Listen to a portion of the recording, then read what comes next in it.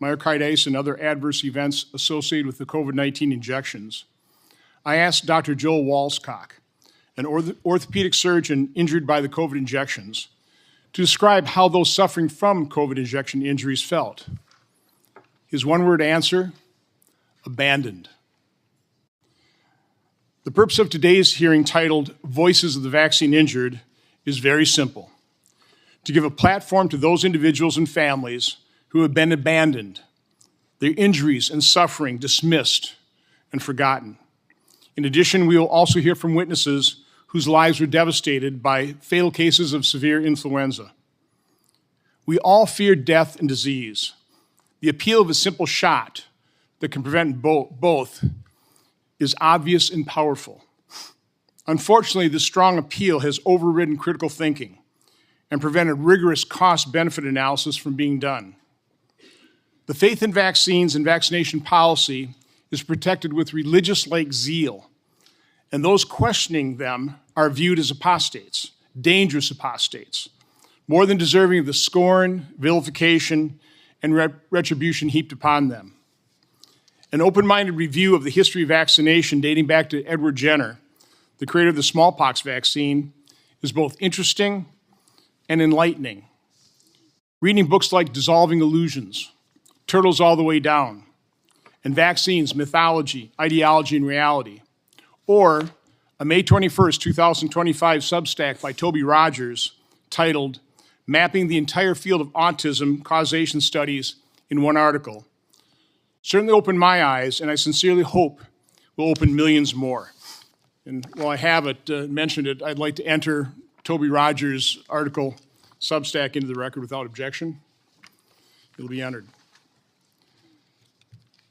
Understanding the recent history of vaccines is essential to developing a fair-minded viewpoint. In the early 80s, investigative journalists and lawsuits were beginning to highlight the harms caused by vaccines. This led to jury awards for injuries and the withdrawal of pharmaceutical companies from vaccine manufacturing and distribution. The availability of vaccines was at risk. This legitimate concern was addressed with the passage of the National Childhood Vaccine Injury Act of 1986, which led to blanket immunity for vaccines through subsequent regulation. An explosion in the number of vaccine doses on the childhood schedule was a result. According to Mr. Rogers, quote, prior to 1986, there were 3 routine vaccines totaling 7 injections. Today, the CDC's maternal and child and adolescent vaccine schedules include 19 vaccines requiring 76 injections with 94 total doses of antigen. In August 1997, the FDA under President Clinton's administration issued draft guidance to allow pharmaceutical companies to advertise directly to consumers beyond print media into TV and radio. According to one estimate, drug companies spent $10 billion on direct-to-consumer advertising in 2024, currently accounting for almost 25% of evening news ad minutes on major networks. That amount of spending has paid off handsomely for Big Pharma and its ability to control the narrative and suppress stories of drug and vaccine injuries.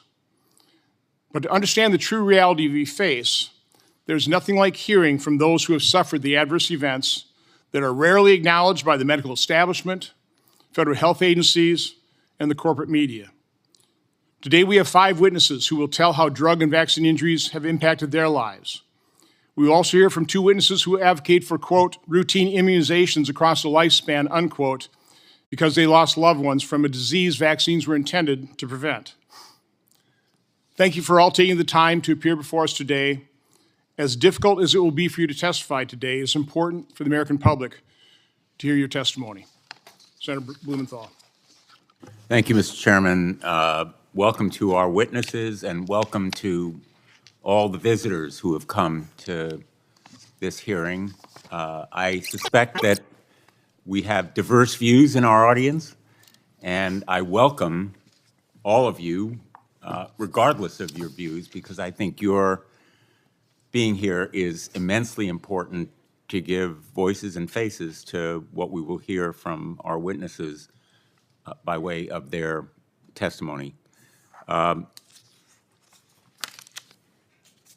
The loss of a loved one, as we all know, leaves an indelible imprint on our lives. It creates an unfillable gap that is almost impossible to overcome at the time it happens, and time sometimes heals, sometimes not. I feel a very deep empathy for the pain and heartache experienced by everyone on this panel, and I thank you for your courage, whatever your testimony is going to be, your courage and conviction coming forth today. Parents and loved ones should never have to know the type of heartache that comes with the loss of a child, and it's a loss that was common, all too common, before vaccines were developed. Smallpox killed approximately 500 million people in the 100 years before it was declared eradicated in 1980. 90% of deaths are believed to have occurred in children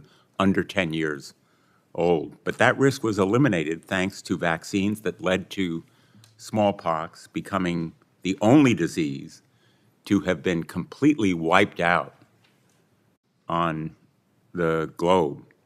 Parents, I will say, including my own, with my brother and me, used to live in fear of their children contracting polio. I will never forget one summer when my brother had a very high fever, all of the symptoms of polio, the anxiety level in our house was incomparable. I was barely old enough to understand what might happen. In bad years, 15,000 United States children were permanently paralyzed. But again, thanks to vaccination, those fears no longer permeate our society. Despite enormous advances made over the last century, still far too many people, many of them children, die of vaccine-preventable illnesses every year. I'm reading a book right now called Everything is Tuberculosis. It's by John Green. It's on the New York Times bestseller list, so I don't need to give you all the details of information. It is about tuberculosis and about how treatments and medicine is available for tuberculosis, which could eradicate it, but for many of the deep suspicions and anxieties in developing countries. One of the characters in this book, it's nonfiction, is a young boy who at 5 years old was stopped from treatment by his father because of his distrust for medicine and his reliance on other kinds of cures. I am deeply grateful to Eric Stein, who lost his 4-year-old sister, and to Serese Marotta, who suffered the tragic death of her 5-year-old son, for their courage in coming forward to share their stories with us today. Stories like theirs were once the norm.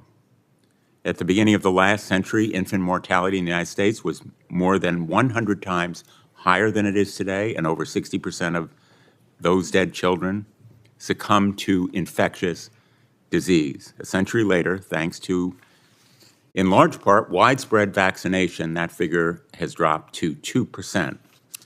But as you will hear today, the fact that these deaths are now rare doesn't make them any less tragic. And every one of them is a tragedy for parents who survive, parents like Catherine Al-Qaidi. In January 2012, Catherine's infant son, Brady, died in her arms from pertussis, commonly known as whooping cough, at just 2 months old. And I would like to give her the opportunity to talk to you directly, recounting her unimaginable loss. And if you could play the video that we have. Hi, my name is Catherine Al-Qaidi from Chicopee, Massachusetts. Our son Brady passed away in 2012 from whooping cough. He was born November 20th, 2011 and passed away January 28th, 2012. Brady was a very happy, very healthy baby boy. After the holidays, Brady developed a cough. We were in and out of the hospital trying to figure out what was going on. His breathing, couldn't keep food down, and eventually it worsened. Brady spiked a fever. We took him back to the emergency room where he was admitted to Bay State Medical Center. We spent the next 10 days with tests, breathing tubes, feeding tubes, trying to stabilize him and get through the hard part of the disease. Unfortunately, Brady was not stable enough and needed further care, where they transferred us to Boston Children's Hospital. Unfortunately, halfway through the route, Brady's heart stopped. Unfortunately, with tests run by neurologists, it was found that Brady had no brain activity, and shortly after, he passed. The whooping cough diagnosis came a few weeks later. We were never able to pinpoint exactly where or how he contracted the disease, but it was likely from an unvaccinated person who may not have noticeable symptoms. My baby boy, at 2 months, 2 weeks old, passed away in my arms on January 28th, 2012. This is his story, and I'm appreciative that we're able to share it with you all today. Thank you. Thank you, Catherine Alcade.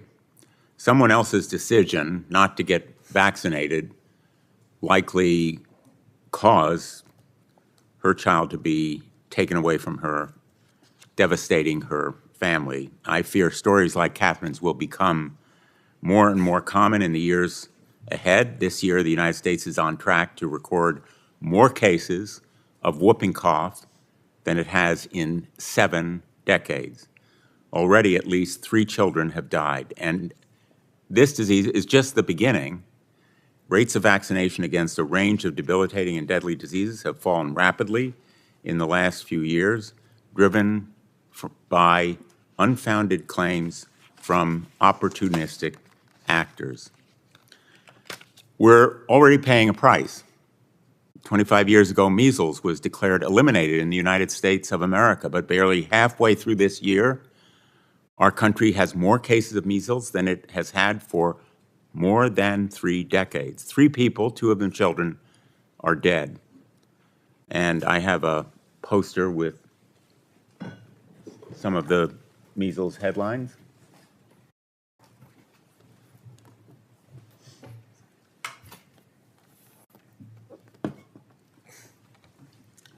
These headlines help tell a story that, in detail, is being lived by Americans. And these deaths are made even more tragic by the fact that they were totally and completely preventable. The measles vaccine is safe and effective. It's not only been proven through clinical tests and trials, but by everyday experience of Americans. There have been persistent falsehoods about vaccines continuing to harm our communities, and this misinformation is not only driving down vaccination rates, it's compromising research into the very harms that we need to prevent. Nowhere is this point clearer than with autism. Decades of scientific research have shown conclusively that vaccines do not cause autism. At this time, I would like to enter into the record 6 scientific papers that have shown that vaccines do not cause autism. If there's no objection, Mr. Chairman. Without objection. They're here. Anyone is free to look at them. These include studies done over decades involving hundreds of thousands of children and a comprehensive analysis from the National Institute of Medicine concluding that epidemiological studies, quote, consistently provided no evidence of association between vaccines and autism. This epidemiological research is important and persuasive. Autism research is critically important and has made great strides in recent years. Yet every dollar we devote to studying this thoroughly debunked claim is a dollar taken away from much more promising research. A dollar taken away from educators in special needs classrooms, a dollar taken away from caregivers to help overwhelmed parents. The truth is that for children born in the United States between 1994 and 2023, routine childhood vaccination is estimated to have saved well over 1 million lives. The truth is that telling parents to use cod liver oil to stop measles rather than vaccines has sent innocent children to the hospital with vitamin A toxicity. The truth is that in the past decade, over 42,000 women in the United States have died from cervical cancer, a cancer that is almost entirely preventable by the HPV vaccine. Today, vaccines, in a way, are a victim of their own success. Parents today do not have to spend terrified nights in the hospital wondering what will become of their child with diphtheria, a disease that, until the vaccine was developed in the 1940s, regularly killed as many as 15,000 children every year, or rubella, which until a vaccine was developed in 1969 regularly infected more than 50,000 people, resulting in tens of thousands of babies born deaf, blind, or with congenital heart disease. We cannot afford to turn back the clock. Scientific advancement has given us great benefits.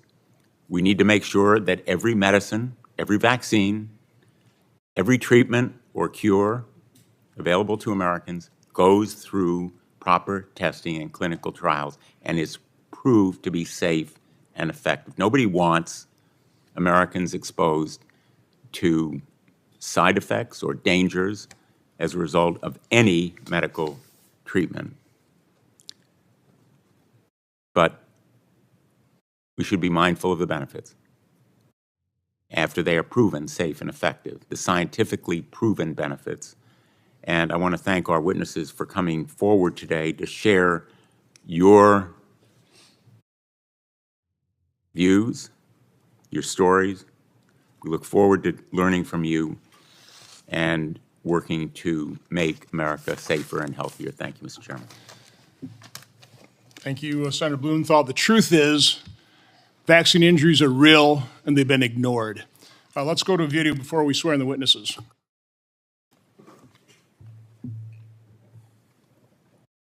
During the nationwide Vaxxed and CHD bus tours, the compelling stories of thousands of individuals devastated by vaccines were videotaped.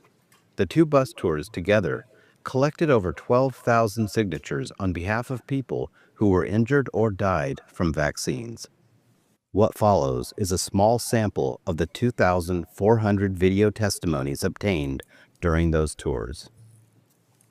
She was born completely healthy, normal, beautiful, light of my life, light of my family's life. She did receive hepatitis B vaccine and became severely jaundiced, just severe. It just kept telling me everything was normal, and I knew something was really, really wrong. You don't believe your child is gone until they come tell you for real that she's gone. I was told SIDS, sudden infant death syndrome. And in the support group meetings I went to, every parent, every single parent there would bring up vaccines and ask. Every story had vaccines involved. A lot of a child died the next day. Got vaccines, high-pitched scream, projectile vomit, whatever, until they died within less than 24 hours. So we were all asking our SIDS support group leader, is there a connection? It just seems like all of us feel like vaccines are involved. He was very athletic, he was very smart, and just a very caring and loving child. I did exactly what the doctor said. I took Cameron, who was sick, and I gave him the flu shot. He had a fever. I couldn't break the fever. By Monday morning, he was having seizures. This is Cameron at 6. The basketball game one day before he got sick having the seizures. This is Cameron in ICU the next day. Now he has cognitive delays. He no longer speaks. The doctor finally said, "We don't know what happened, but I would recommend that you never give him a flu shot." So at 2, 4 and 6 months, Billy had his normal baby vaccines. He was due his MMR vaccination at 12 months. The day Billy got the MMR was a living nightmare. His eyes were doing this and he was shaking like this. We get to hospital, we rush him in, doctors are coming in and looking at him, and that's when they said, he's had a reaction. Without a doubt, what's happened to Billy has changed his life. What I have on my hands now is a 19-year-old man. He's 6'2". He is volatile. On good days, Billy is brilliant. He's an angel. On bad days, the slightest thing can trigger him, and he's scary. Push the stress level, Philly. It's 11. No, don't touch Ellie. Otto was born perfectly healthy. He was walking, running, climbing, and hitting every milestone. After his 17-month round of vaccinations, he had an autoimmune reaction. It was vaccine-induced transverse myelitis. One night, he went from being able to walk to no longer being able to stand. He was paralyzed from the waist down. I had no idea my son could be paralyzed from being vaccinated. Transverse myelitis is in the vaccine insert as a potential adverse reaction, but his doctor never showed me that, and he never informed me of any serious side effects. He was your typical boy when he was born. He was happy, healthy, everything was flowing perfect. He was walking, talking, all of his well checkups, everything was on time, everything was great. Then he received his chickenpox vaccine and things really started to deteriorate from there. He was diagnosed with Guillain-Barré and told that it'll be fine, it'll pass in a few days. My happy, healthy baby boy, in a matter of 4 days, went into a near vegetative state of being. The way he described it was that something in the chickenpox vaccine itself counteracted something in his genetics and caused his immune system to turn on itself. He loved baseball, snow skiing, indoor skydiving. Motocross was his passion. Anything that has to do with an adrenaline rush. The doctor says, hey, he's the age that you should get the HPV vaccine. I said, okay. On day 1, his full neck and his whole right arm was completely paralyzed. My husband took him in to Instacare, holding his head for him because he couldn't get out of bed. It does suck, like, not being able to play sports anymore. Because I did do a lot of sports. They say 1 in a million, but I know too many people that have been vaccine injured, and I don't know more than 1 million people. He was saying mama, and I was so proud that this child said mama first and not dada. We went in, as most parents do, regular vaccinations. When I went to get closer to him to wake him up, I saw that his eyes were partially propped open and he was dead. I knew at that moment what took his life. There was no question what had happened. We went back to the pediatrician. All of her questions were, was your son vaccinated? When did he start having problems? When did the seizures start? It was all around the vaccines. She said, if it's any vaccine that caused these seizures, it's the DTaP. And I said, can you put that in writing? And she said, no. The Vaxxed and CHD bus tours were not designed as research projects, but the evidence obtained should not be ignored. Every single vaccination on the children's vaccine schedule had reports of serious and permanent injuries, many of them including death.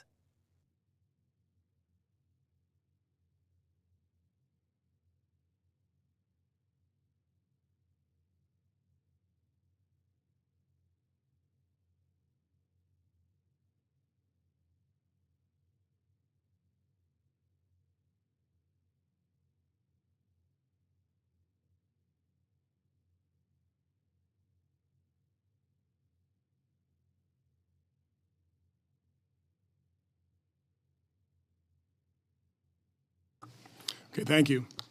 It is a tradition of this subcommittee to swear in witnesses, so if you all rise and raise your right hand.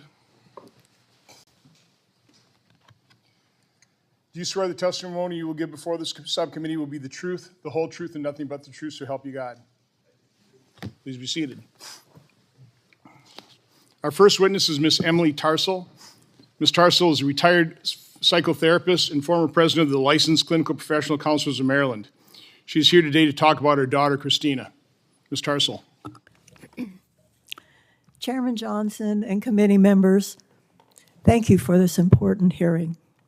My name is Emily Tarsell. I'm a retired psychotherapist and a mom. I was blessed with Christina, a healthy, bright child who grew to be a beautiful, caring person, gifted athlete, artist, honor student. In 2008, my 20-year-old daughter had her first GYN appointment. The doctor recommended the HPV vaccine, and we were told it was safe and effective and would prevent cervical cancer. We were not given any literature.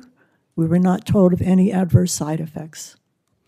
Ads conveyed a sense of urgency about getting Gardasil before exposure to HPVs. So Chris had always gotten the childhood vaccines and agreed to the shots. After vaccination, my daughter developed new conditions: joint pain, chronic sinus congestion, intermittent rashes, rapid heartbeat, dizziness on standing, unusual fatigue, and arrhythmia. We saw doctors, and Chris had an EKG, which came back normal. So we thought everything was okay. We later learned that this was the wrong test and Chris should have had a Holter monitor. No one connected the dots because even doctors are uninformed of vaccine adverse events. She continued with the shots, and 18 days after the third shot, she was found dead in her bed at college. You cannot imagine the hell of seeing your child lifeless. You struggle with the reality. How does a healthy young lady with no pre-existing conditions suddenly die in her bed? An extensive autopsy ruled out drugs, trauma, or organ issues, and cause of death was undetermined. We did not connect Chris's symptoms to vaccination initially until we discovered multiple reports from others too. My doctor advised me to file a VAERS report. I also called the FDA. They did no follow-up with me and took a year to obtain her medical records. They did one test for strep, which was negative. End of their investigation. Conclusion, cause of death undetermined.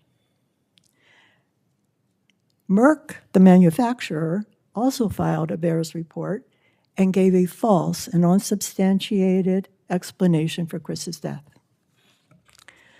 Finding out what happened became my mission.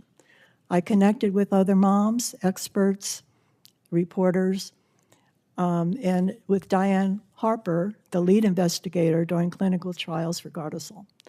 She was critical of the fast-track approval and of the marketing of the vaccine. I learned too late that HPVs clear on their own 90% of the time, and that cervical cancer is almost entirely preventable with Pap screening. I learned that the incidence of HPV-related cancers is very low at 0.001%. I learned it has never been proven that the vaccine prevents any cancer. And I also learned that pharma is protected by law against lawsuits for vaccine injuries. Our only option for investigating Chris's death was to hire an attorney and file a claim in the NVIC program. My super attorney, Mark Sadaka, filed our claim against HHS in March of 2010. Our world-class experts, immunologist Dr. Schoenfeld and cardiologist Dr. Eldar, were prepared to describe at the molecular level how Chris had died from a fatal arrhythmia induced by an autoimmune response to Gardasil, which caused antibodies to attack the calcium channel in her heart.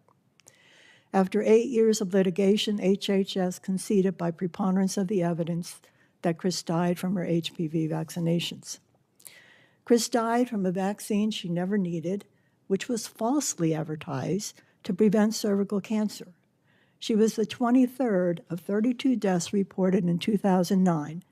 By 2023, there were 73,366 VAERS reports, including 555 deaths.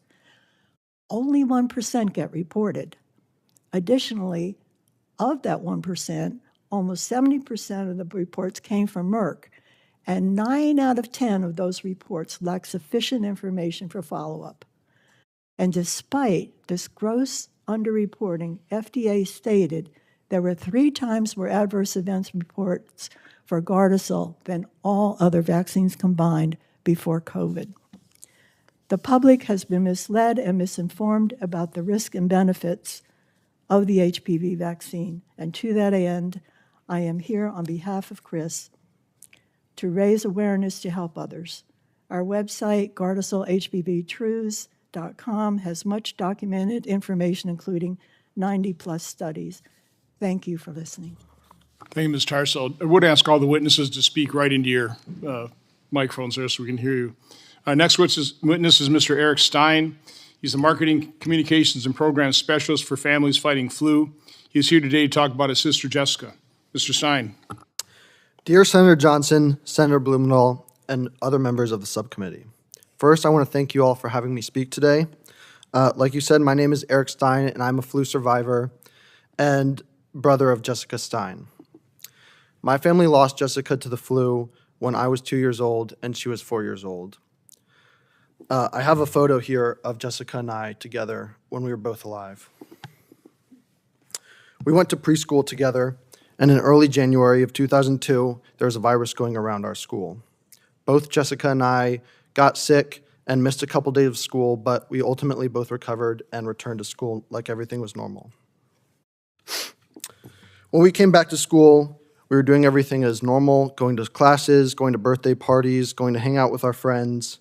And my mom now tells me, and she reflects, that Jessica, after this happened, did start to need a nap in the afternoon, which was unnormal for her, but nothing that we were too concerned or alarmed about.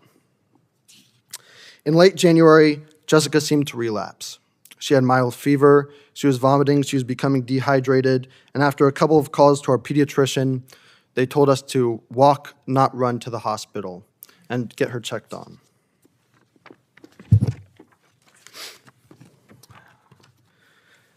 Everything was fine at first, and everything started to move very quickly. A pediatric cardiologist was called in to check on Jessica's heart, and while he said that it was enlarged, but it was beating strongly, and everything was fine. Literally, just a few minutes later, Jessica's heart stopped. The room suddenly filled with doctors and nurses, and everybody was doing what they could to restart Jessica's heart. Before my parents even really could comprehend what was happening, Jessica was gone. Still, 20 years later, my parents still struggle to tell the story to me. It haunts them to have to go to the hospital with their daughter and leave without her. To say that Jessica's death changed them, changed all of us, doesn't even begin to tell the depth of the story. I have a younger brother and a younger sister, and they never knew Jessica. My younger sister, Katie, is sitting in the crowd today. Even though they never knew Jessica, she remains a large part of our family. My uncle painted a portrait of her that hangs in our kitchen, and we talk to her, and we talk about what she would have been like and what she would be doing right now if she was still alive today. On her birthday and the day she died, we go to her gravesite as a family. My parents' strength is something that I will always admire. Though I was too young to realize it at the time, they turned their grief into action. In a time before Facebook and social media, they found other families, all who had lost a child to flu. They came together, worked hard, and we still work each day to keep this unnecessary tragedy from happening to other families. When Jessica and Emily and Amanda and Alana died, the flu vaccine was not recommended for their age group. Our families changed that. They went to the CDC, they testified in front of the Advisory Committee on Immunization Practices, which many know now as the ACIP, and it wasn't easy, but ACIP listened. They changed the recommendations to where it stands today, that everyone 6 months and older get an annual flu shot. This is how my family honors Jessica. That's the work that Families Fighting Flu and the organization my parents helped found and that I work for today is all about. No more unnecessary lives lost or impacted due to vaccine-preventable diseases. Through my work with Families Fighting Flu, I've had the benefit of meeting many different families who have all been impacted. And one quick one I want to tell you guys about today. Caden Stevenson from Michigan lost both of his legs when he got the influenza and sepsis crept into his bloodstream. And to save his life, doctors had to amputate both of his legs, which he will live with these disabilities permanently. Thankfully, doctors were able to save his life. I know not everyone shares my views on vaccines, and I have enormous respect for everybody sitting here today coming forward to tell their story. I worry that the misinformation that I hear from my colleagues, my friends, and people my age are pushing us back to a time where vaccines weren't available and when people were dying at large rates from vaccine-preventable diseases. I would like to say that many vaccines are more like a seatbelt. While they might not prevent you from getting the actual disease, they are going to be your best prevention from serious complications from that disease. Deaths like my sister's, like other people from Families Fighting Flu, and serious complications like those from Caden and many other families could have been prevented by vaccines. Other diseases like flu, measles, chickenpox, polio are all seeing a little bit of a rise and dips in vaccine rates. When I think of the lives impacted by flu, I think of my sisters, of course, but also the roughly 27,000 Americans who died just this past year. And that doesn't even count for the 600,000 who were hospitalized due to flu, and some of them suffer permanent complications that they will live with for the rest of their lives. Vaccines save lives and keep people healthy. A vaccine could have saved my sister's life. Thank you. Thank you, Mr. Stein. Our next witness is Dr. Brian Hooker. Dr. Hooker is the Chief Scientific Officer at Children's Health Defense. He is a doctorate in biochemical engineering. He's here today to talk about his son, Stephen. Dr. Hooker. Thank you, Senator Johnson. My name is Dr. Brian Hooker. I serve as the Chief Scientific Officer of Children's Health Defense and Emeritus Professor at Biology at Simpson University. My son, Stephen, was born on February 10th, 1998, and was a healthy baby boy. My wife and I made sure he was vaccinated on time per the CDC schedule. I didn't really know what a vaccine adverse event was at the time and thought I was doing the best for my son. Steve was born in the thimerosal era, where most hepatitis B, Hib, and DTaP vaccines distributed in the U.S. contained upwards to 25 micrograms of mercury from the preservative thimerosal. By my son's 15-month well baby checkup, he was exposed to an accumulated total of 237.5 micrograms of mercury, and in 2 of his checkups at 2 and 6 months of age, received a single-day mercury exposure of 62.5 micrograms, which exceeded the current EPA safe exposure limit by nearly 200 times. Prior to his 15-month well baby checkup, Steve had been diagnosed with developmental delays, a chronic ear infections, and upper respiratory infections. We treated these infections with antibiotics and Tylenol as a fever reducer. On the same day as my son's 15-month well baby visit, he was diagnosed with an ear infection by an otolaryngologist. My wife and I still dutifully took Steve to his well baby checkup afterwards, but we questioned the attending nurse practitioner whether he should receive his vaccines while he was sick. The nurse practitioner brushed off our concerns, indicating they didn't have any problems associated with vaccinating sick children. That day, he received the Hib and DTaP vaccines, as well as the oral poliovirus live virus vaccine. This overtaxed his immune system, which was already fighting an ear infection, and he fevered for 18 days after that checkup. The pediatrician told us to treat the fever again with Tylenol. No one at the office mentioned the possibility that my son was having an adverse reaction to his vaccines.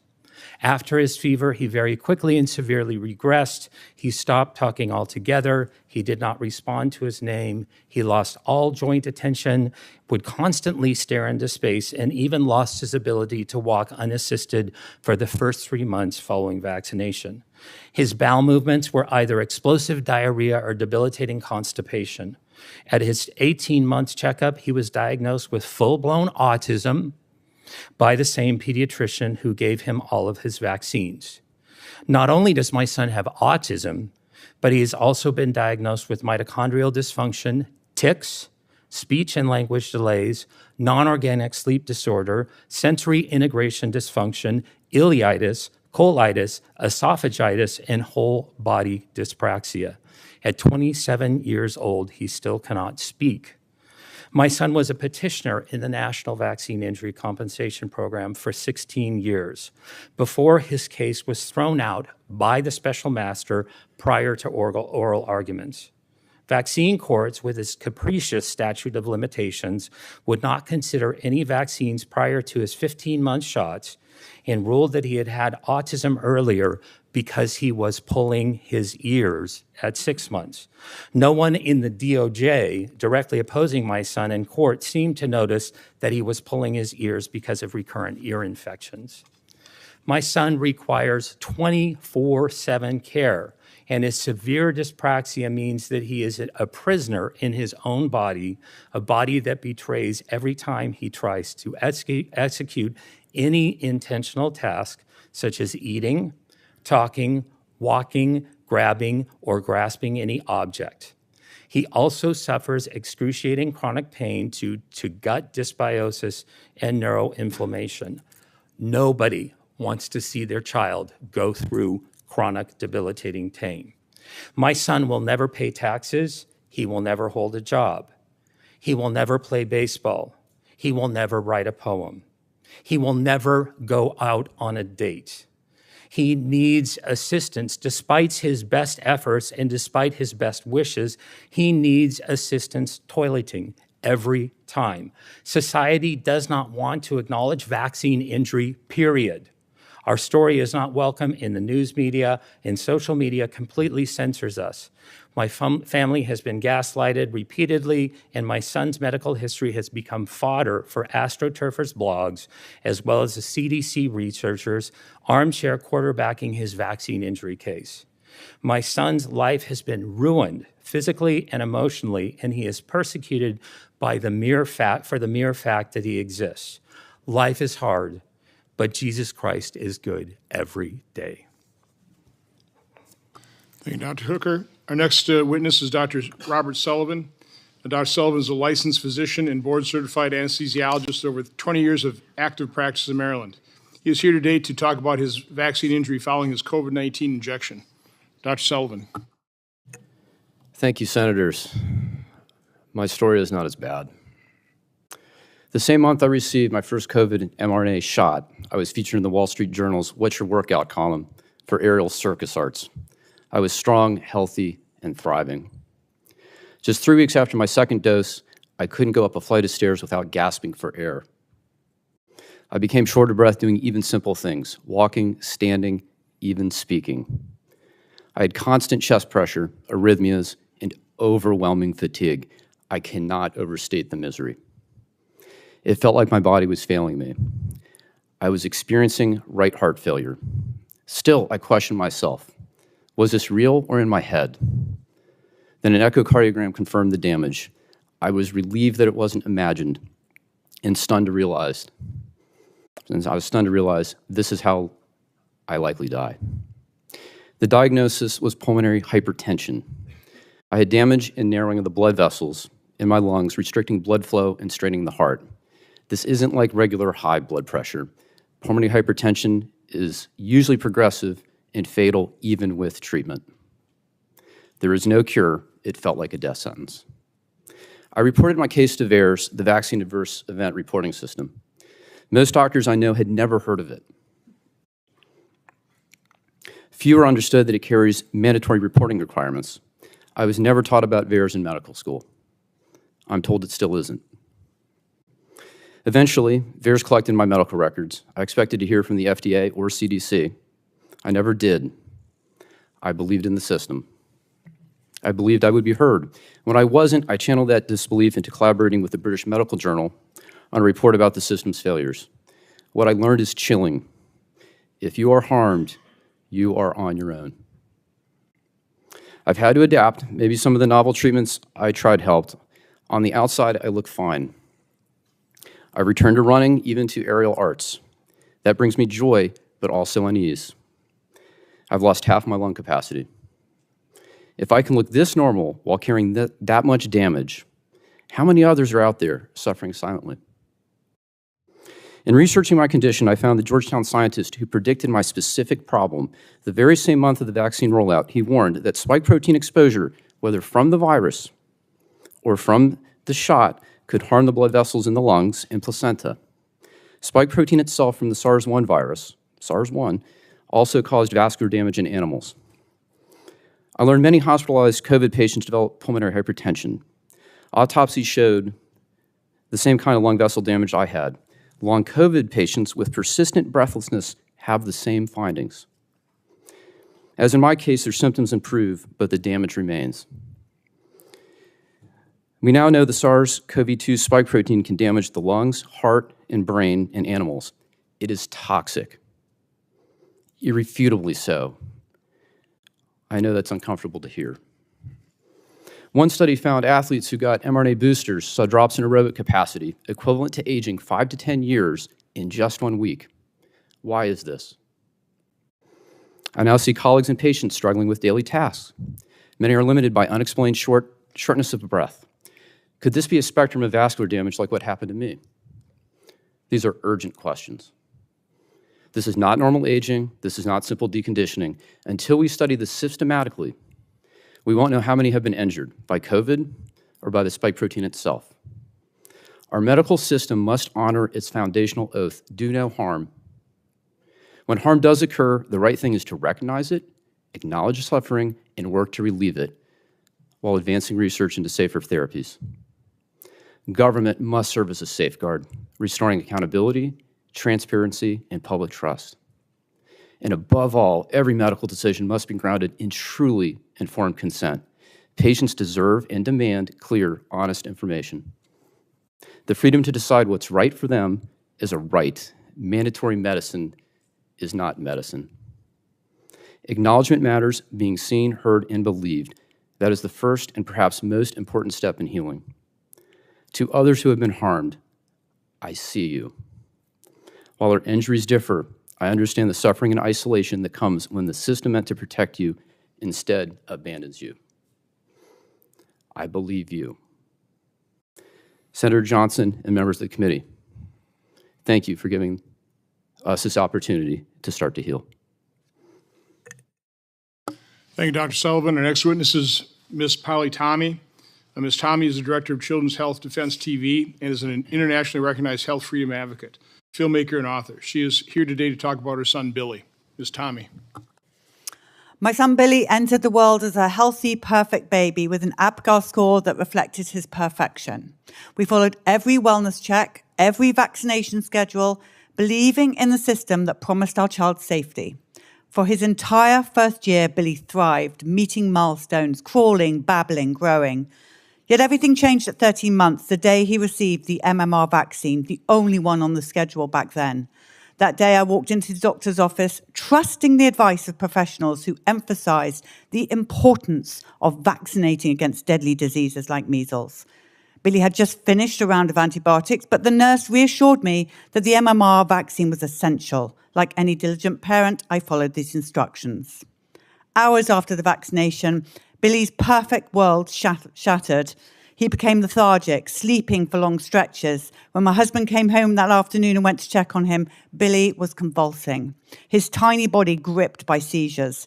We rushed him to hospital, desperate for answers, but the doctors, after hearing he'd had the MMR, said, "It's perfectly normal, it's perfectly common. Lots of children have seizures. He'll be fine. Antibiotics, Tylenol, he'll be fine." But he wasn't fine, and he's still not fine, age 29. He's severely sick with severe autism. We made the movie Vaxxed to try and understand and warn the world about the real dangers of the MMR vaccine. I even vaccinated my child after I had Billy because I was so pro-vaccine and so into the system. Just the MMR was the problem. But then we got out on the bus. We took a bus and we traveled around America, listening to parents around America, what had happened to them when they vaccinated their children. And what we saw was utterly horrific. We saw so much death following baby vaccines. These parents would vaccinate their perfectly healthy child, and then their child would die. We saw a video at the beginning of this about the whooping cough. I've interviewed so many parents, and one comes to mind, Carrie Bundy's baby. At 4 months old, she pleaded with the doctor, should I vaccinate my child? He's premature. Oh, yes, said the pediatrician. If you don't vaccinate your baby, he could die of whooping cough. She vaccinated that baby, and he was dead in his crib following that. That is the same story we hear over and over again. These childhood vaccinations, the people of America are telling us they are not safe and effective. We are seriously concerned at Children's Health Defense about the disinformation and misinformation out there, being told these vaccines are safety trialed, the safety studies are so good. Yet all we see is death and destruction over and over again. Babies, teenagers, HPV Gardasil, their ovaries are shutting down. They cannot have children anymore. The parents are reporting paralysis. Children paralyzed from the waist down. You shout out about polio to us. I have never seen so many crippled children around America. So many children in wheelchairs, unable to walk, talk, speak, on ventilation. Parents are trying to tell their story while putting a feeding tube down their child's to bleed out the lungs, bring out the lungs while they're trying to tell us what has happened. 2 little 2-year-olds who can't hold their heads up because they had one Hep B vaccine. And then you shout out about measles to us. Those 2 girls in Gaines County, they did not die of measles. Children's Health Defense have seen the medical records. We have had experts break down. Yet still, I sit here and I hear over and over again that those 2 girls died of measles. They did not die of measles. And yet, the press and others consistently shout out that vaccines are safe and effective. They are, vaccinate your family. We all vaccinated our families. Everybody sitting here, bar 2, vaccinated their families with catastrophic results. Over 12,000 signatures on those 2 buses of death, death, death. When will enough be enough? How many more buses? How many more children killed? How many more injured adults? And here's a question for you, the senators. Who is going to look after our children when we, the parents, are no longer around? That can't use a toilet, that will never date. All those things Dr. Hooker said. Our children are trapped at 29, 30 years old. They will never pay taxes. They need 24-hour care because of one vaccine, one moment in time. This is a national crisis that must be addressed. And I want to thank Senator Johnson and his team for giving us this day that we thought would never come, that the world could hear really and truly what happened to the people of America who are broken. And this doesn't just affect the person with the injury, by the way. It affects the siblings. It affects the extended family. One of us has to be a carer for life. So this has to stop. And we implore you, please, to follow us at Children's Health Defense, at least break down the truth and get to the truth behind the science of what is really happening. No more Pfizer-sponsored science. We need independent science, and we need our pediatricians to stop getting bonuses for vaccinating our children. So thank you to Senator Johnson and his team. Thank you, Ms. Tommey. Our next witness is Ms. Serese Marotta. Ms. Marotta is the Deputy Chief Executive Officer of Vaccinate Your Family, a national nonprofit. She's here today to talk about her son, Joseph. Ms. Marotta. Thank you. Hello, my name is Serese Marotta, and I am a mother who lost my child to a vaccine-preventable disease. Thank you for allowing me to be here today and share my story. In 2009, my 5-year-old son, Joseph, was a healthy kindergartner. He was a typical little boy who loved Star Wars and Spider-Man. As a family, we enjoyed playing board games and building puzzles.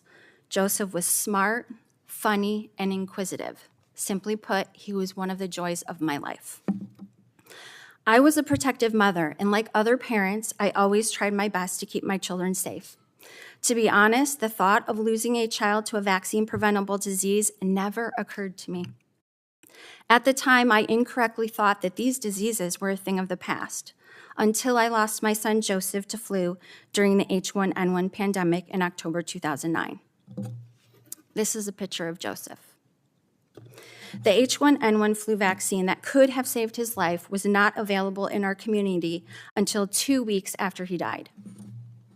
Joseph was one of 288 children who died during the 2009-2010 flu season, and one of over 2,700 children who have died from flu since 2004.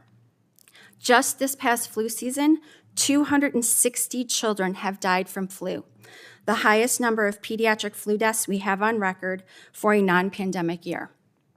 And that's just flu. Right now, because of declining immunization rates, we have outbreaks of measles and pertussis. Due to mis- and disinformation, lack of access, anti-science sentiment, and other factors, Americans are continuing to die from diseases we have the tools to prevent. Parents continue to bury their children. We know from history what will happen if these trends continue. There is no acceptable loss when it comes to a child. Let me briefly share how my life has changed since losing Joseph. It was incredibly devastating to watch my child die in front of me in an ICU room. It was incredibly hard to go home that morning and tell his 7-year-old sister that her little brother wasn't ever coming home. Let me share what it felt like to walk into the funeral home, holding my daughter's hand and preparing her to see Joseph laying in a small coffin. Let me share how unbearable it was to stand in line at the county clinic to get my daughter her H1N1 vaccine, a vaccine that could possibly have saved Joseph's life. Let me share how incredibly painful it has been for my family each and every day to remember that Joseph will never graduate college, get married, or have a chance to contribute to society. Let me share how my heart breaks over and over and over again because he is no longer here. Now multiply that by thousands of other parents who have lost a child to a vaccine-preventable disease over the years, and the thousands more that are at risk if people don't have access to science-based, factual information about vaccines, vaccine safety, and vaccination services. Sadly, Joseph's story is not unique. I personally know many other parents who have lost their children. Maureen lost her 2-year-old son, JJ, to flu. Katie lost her infant, Callie, to whooping cough. Nicole lost her 10-year-old daughter, Teresa, to COVID-19. There are survivors, too, like Tamika, who had cervical cancer before the HPV vaccine was available. The list goes on. These families are just a few examples of the real impacts of these diseases. According to the CDC, about 4 million deaths worldwide are prevented by childhood vaccinations every year. Vaccines undergo extensive safety testing in clinical trials before they are approved for use, and the U.S. has robust safety monitoring systems to make sure these vaccines continue to be safe and effective following approval. I want to close today by acknowledging that my story and experiences do not in any way minimize those of my fellow witnesses. We are all doing the best we can with the information we have. But I would be remiss if I did not remind the committee that the science is clear. Vaccines are safe and effective. Without these life-saving tools, our families and communities are at risk. Thank you. Thank you, Ms. Marotta. Our final witness is Ms. Krystle Cordingley. Ms. Cordingley is a published scientist with over 20 years of experience in the medical field. She's here today to talk about her son, Corbin. Ms. Cordingley. Chairman Johnson, Ranking Member Blumenthal, and members of the subcommittee, thank you for the opportunity to share my story, the story of how our lives were shattered in an instant and the nightmare we now live every day.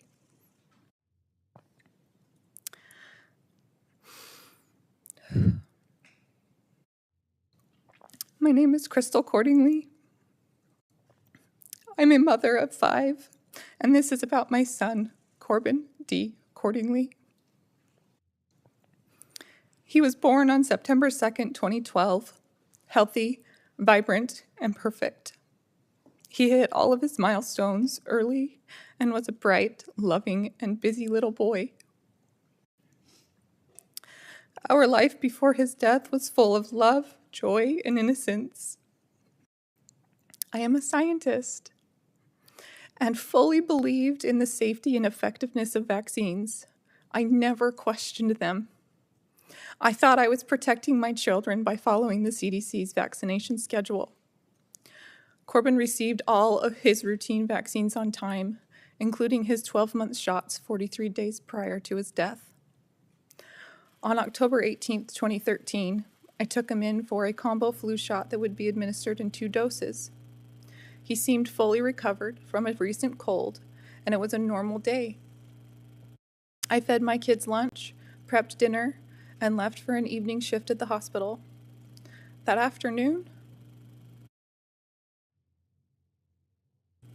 was the last time I would see my baby alive. At 8:30 p.m., my husband gave the kids a bath and rocked Corbin to sleep. He laid him in his crib, safe and sound. When I came home from work at 11:45 p.m., I went to nurse him. What I found haunts me to this day. My baby, face down.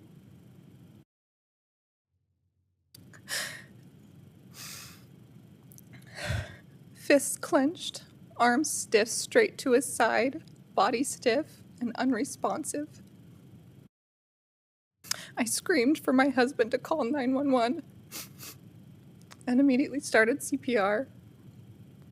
When I opened his mouth, his tongue was stiff with rigor mortis and his lungs gurgled with broken down lung fluid as I tried to breathe life back into him. I knew. The paramedics arrived within minutes, but it was too late. At the hospital, after what felt like a lifetime of trying to revive him, the ER doctor called time of death. My world shattered. How could this happen? He was healthy. Nothing else was different that day, except the flu shot. I repeated it over and over to every medical professional. He got his flu shot this morning, but no one would ever consider it.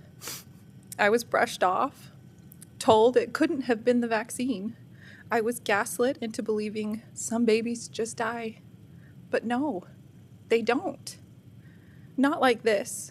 I held my son's foot in the hospital until it went cold in my hand. Do you know what it's like to hold your lifeless child until their body goes cold? I prayed so hard he'd wake up that I became physically ill. His lung fluid soaked my jacket, and I've never been able to wash it.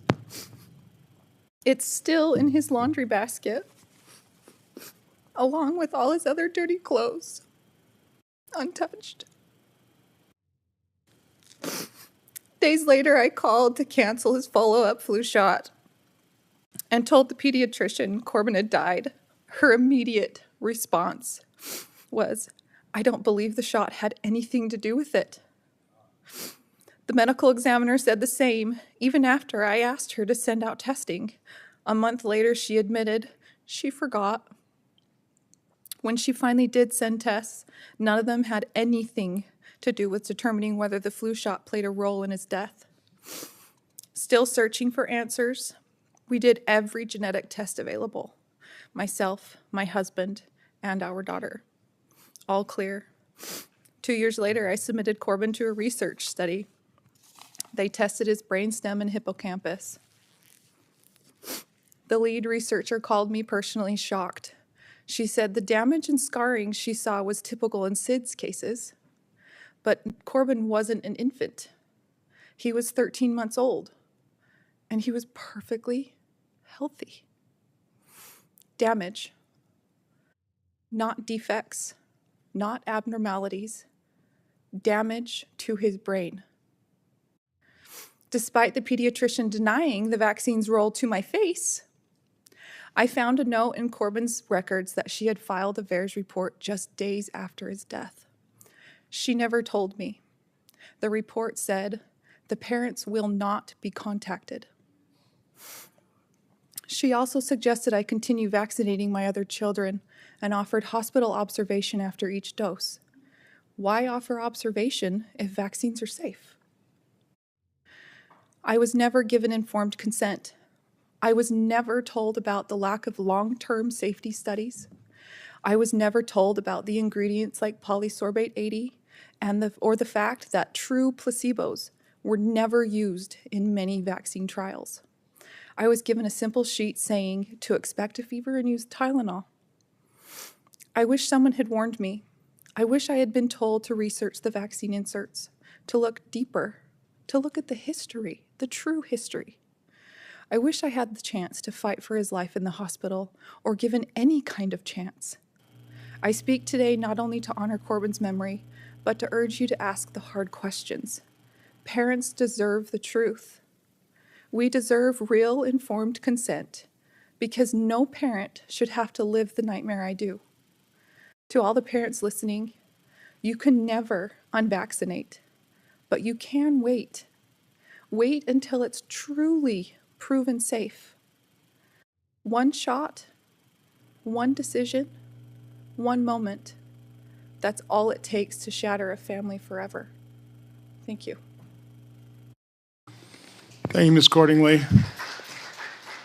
I want to thank all the witnesses. I know telling your stories is not easy. I think I speak for everybody in this room, committee members. Our sincere condolences for your losses, for the tragedies that have really impacted your life. The divide here is wide. I don't doubt any of these stories. I don't. Where are vaccines useful? Where have they prevented death and disease? My guess is they have. But I also know that vaccine injuries are real. As I said at the onset, and they've been ignored. From both sides, we've heard misinformation. I mean, it's a weaponized word. Dr. Hooker, you've probably done as much, if not more, research into this area as anybody. Can you just comment on anything you've heard? Again, I don't want to make this contentious. I mean, you've all suffered horrible loss and tragedy, but this is a discussion. This is a debate. These are truths we have to seek out. So, Dr. Hooker, can you just? I mean, I'm just going to let you comment on things that may have struck you that you want to comment on. You know, we've heard over and over and over again industry canards and, you know, things that are cringeworthy to me as a parent and as a scientist. The preponderance of evidence around vaccines and autism basically in the United States consists of 2 studies that were done by a flawed and fraudulent CDC, one on thimerosal-containing vaccines and one on the MMR vaccine. Clearly, in the MMR study, when you look at the table, it shows a statistically significant effect of the MMR when given on time.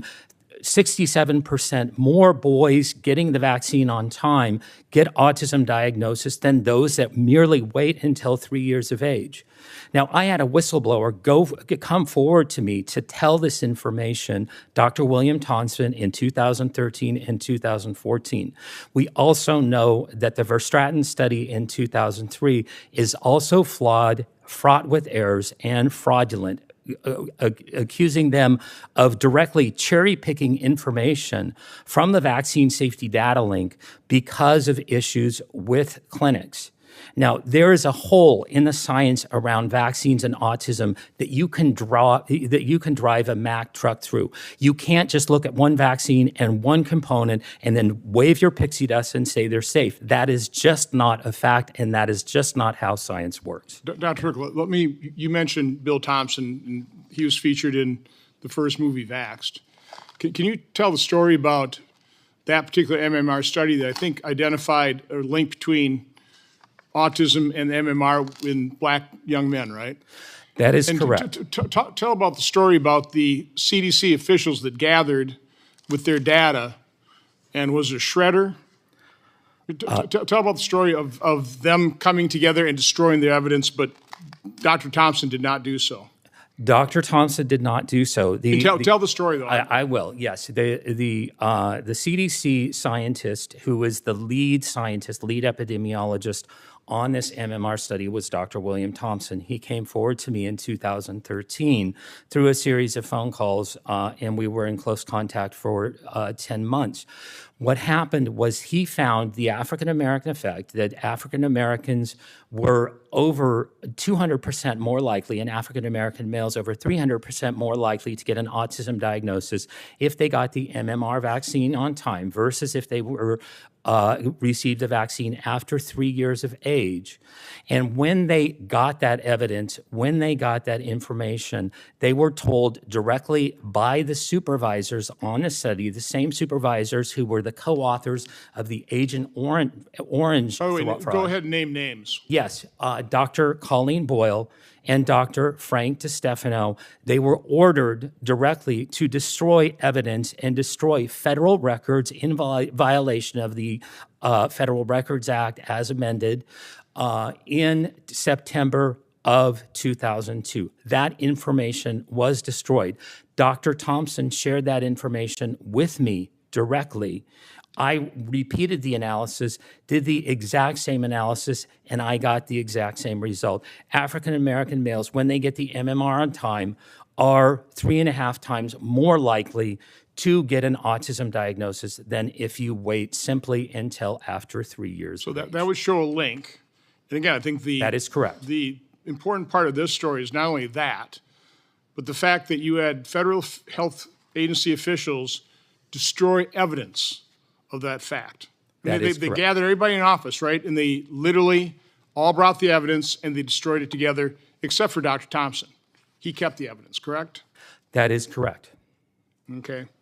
Ms. Tarsell, as I said in the opening statement, Dr. Joel Walscock talked about just being abandoned. Can you talk about your experience following your daughter's tragedy?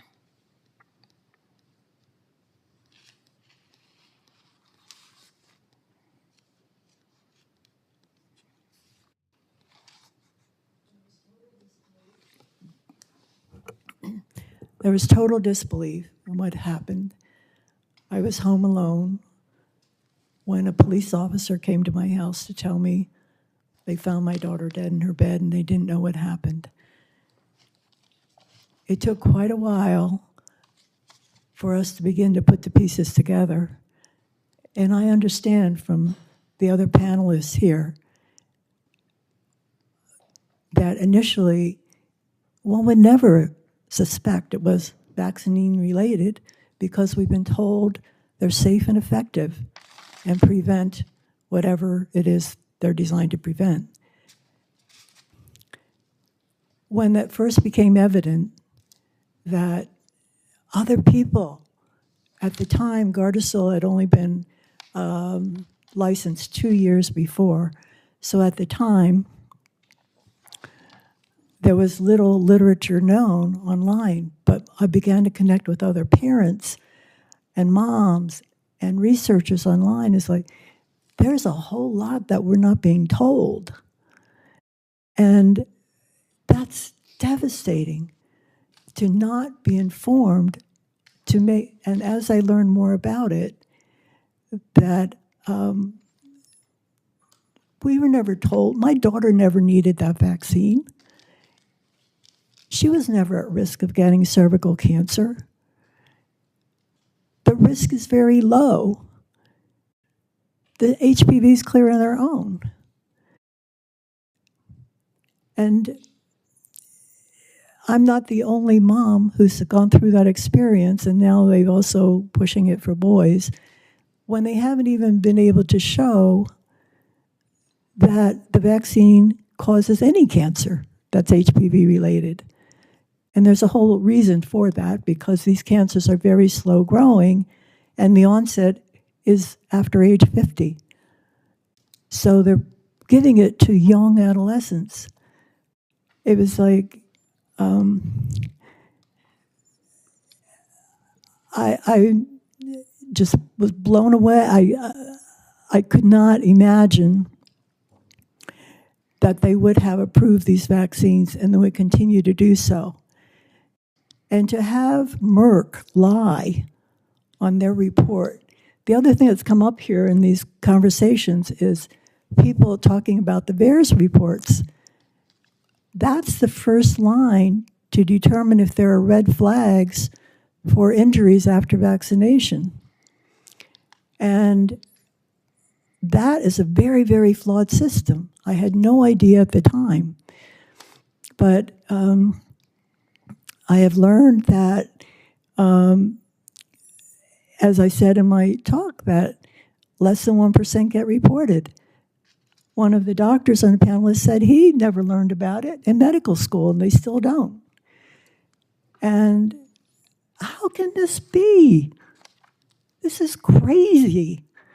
This is the front line to determine if there are vaccine injuries. And so I've been, I feel my daughter's here with me. I'm her voice. I am trying to make her death matter. I know of all these other moms who have lost their kids through various vaccines, but HPV vaccine in particular. There were 6 other mothers I was connected with back in 2008 who had lost their daughters. Thank God I had support and the ability to find out more. And that's why I'm here. I want to share it with other people. We all want the best for our kids. Okay, thank you. Senator Blumenthal. Thank you very much. And I want to agree with the chairman that we have an obligation to be constructive and understand and respect the losses that have occurred here. There's nothing antagonistic about the emotion that I feel, and I respect not just the losses, but the urgings for reform that have come from our witnesses and probably others in the audience who've suffered those losses. I'm a lawyer, prosecutor for most of my life. Destruction of documents is absolutely abhorrent. It should be investigated and pursued, condemned, if there has been destruction of any documents. I think we can all agree on that point. We have a system, and it dates from, I think, around 40 or 50 years ago, the National Vaccine Injury Compensation Program. Dr. Hooker, I think you made reference to it. It provides legal immunity, a shield for manufacturers. Now, I am extremely suspicious as a lawyer of immunity that is granted in any blanket way across the board to any manufacturer or to anyone, whether it is any industry.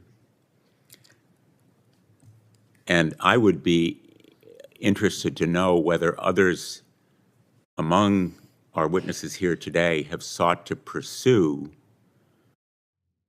claims under that program, I understand you did, Dr. Hooker, correct? That is correct, Senator. For some 16 years. 16 years, that's correct. And you got no relief. We had absolutely no relief whatsoever. Neither were we allowed oral arguments. So maybe we ought to look at this system. You know, agreed. I am not suggesting what should be done about it. I don't know whether you have legislation, Mr. Chairman, on this program. We're still in the exploratory phase here. Okay. So, you know, I'm a lawyer. I'm very result-oriented. And I am heartbroken to hear these stories. And it makes me want to do something. So, I'm not promising anything. So you might want to hold your applause. How about we ban pharmaceutical ads on TV? I'll co-sponsor that bill. I've advocated it, and you have a co-sponsor.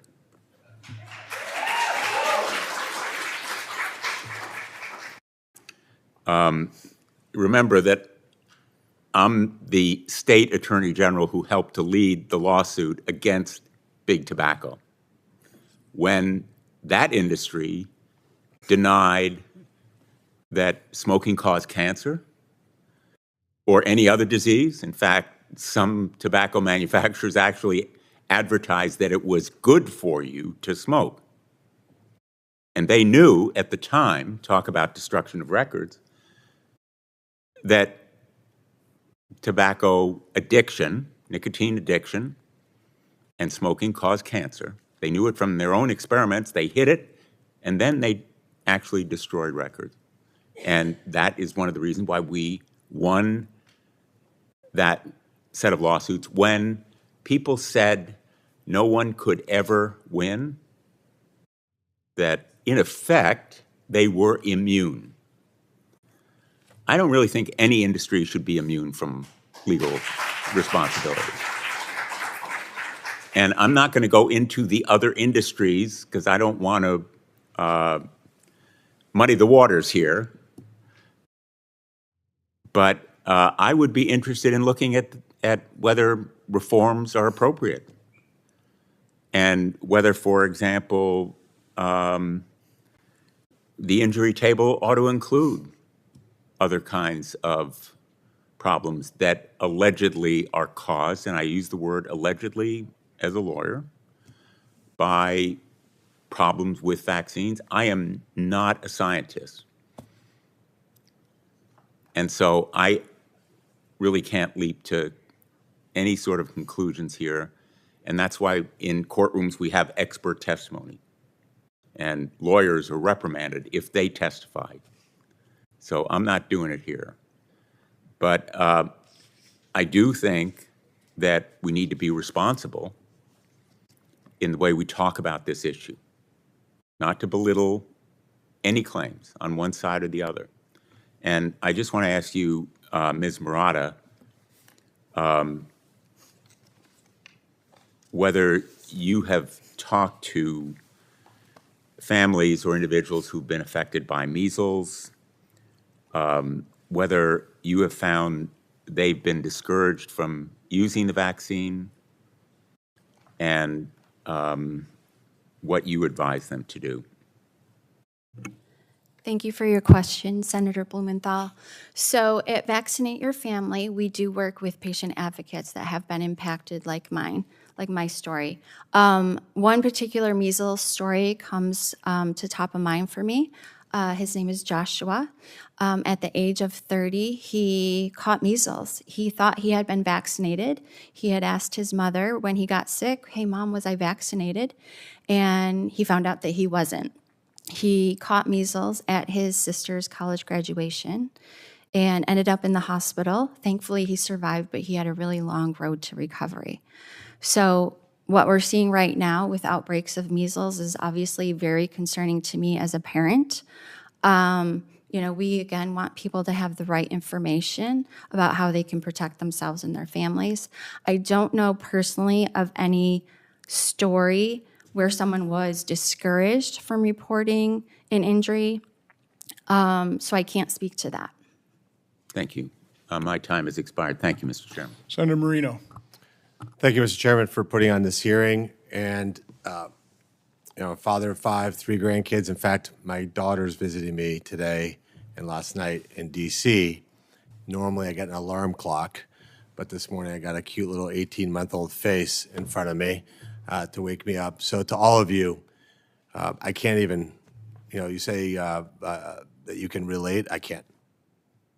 I can't even imagine what you're going through, and we have to figure out a way forward. So let me just, I think it's important, though, that we look at where we were to understand what we need to do to go forward. So I think most Americans expect that when you get on a plane, you buy a car, you get on an elevator, you eat a meal, that there's a standard of care that that company used, and if they didn't use a standard of care, that you have a path to get some sort of compensation for the lack of effort. I think most of us kind of expect that. So when we say anything is safe, there's nothing that's 100% safe, impossible. But what's interesting about this industry is that the government has decided that this particular industry gets a free pass, that this particular industry doesn't have to be liable to anybody. And to our ranking member, I'm glad that you're interested in these things. I think that's fantastic. But President Biden, or the auto pen, extended immunity for these pharmaceutical companies for 5 years, and then we're out the door. How does that happen? On December 11th, 2024, with no public notice, snap of an auto pen, liability is extended through 2029. So you look at it, you go, well, how does all this happen? And I think we also have to recognize that there was a lot of people who, for example, I'm sure for you, Dr. Sullivan, for you, Dr. Hooker, for many of you, when you even said, hey, is this a problem? You were banned on social media. No, okay, let's say that's not the worst thing that can happen to you in the world. But then the Biden administration then took it further and said, you can't go to work and make a living because your employer must either force you to be vaccinated, force you to reveal your public medical information, or you're unable to provide for your family. That's a very different thing, and yet complete silence. And so if we're going to go forward, I think we have to acknowledge where we were in the past, because what happened during those years was something that this country's never seen, a slide towards a government that's supposed to derive its power from the consent of the governed, was terminating people, working with social media companies that says, you know, if Ms. Tommey, if you put this post on, you can put a post that says, I think Senator Marino's tie is ugly. Totally fine. This was the FBI knocks on your door. You're deleted from social media. The White House was bringing tech companies to the White House saying, hey, we're going to work together to squash any dissent. This goes far beyond an informed decision that a parent has to make. It's tough, by the way. I tell my kids this all the time, my 2 daughters that have kids, being a mom or dad is hard. You have to make decisions for another human being. But where's the relationship with the government saying this is what you will do?